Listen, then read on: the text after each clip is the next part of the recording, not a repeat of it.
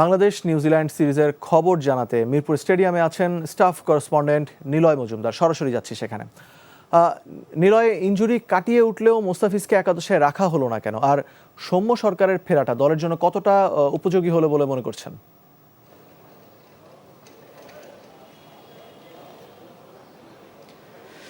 মুশফিক মূলত ওয়ার্কলোড ম্যানেজমেন্টের কারণে মুস্তাফিজকে দলে রাখা হয়নি আজকে। মুস্তাফিজ বেশ ভালো খেলছিলেন, গত সিরিজে ভালো খেলেছেন। এই সিরিজে তো তাকে শেষ মুহূর্তে চোট পায়, প্রথম ম্যাচে খেলা নিয়ে হলো না।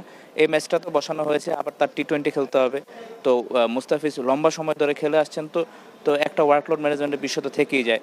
আবার শরীফুল গত ম্যাচে খুব দারুণ বোলিং করেছিলেন, 2 উইকেট শিকার করেছিলেন। তাসকিন ভালো ছন্দে আছেন।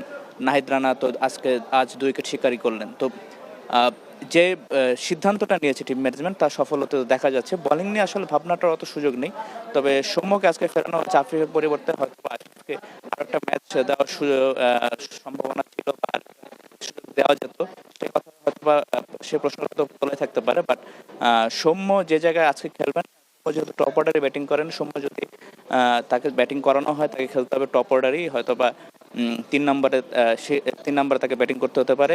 4 নম্বরে শিফট হয়ে 4 নম্বরে তখন চলে আসতে হবে শান্তকে। শান্ত আবার 4 নম্বরে খুব দারুণ ব্যাটিং করেন।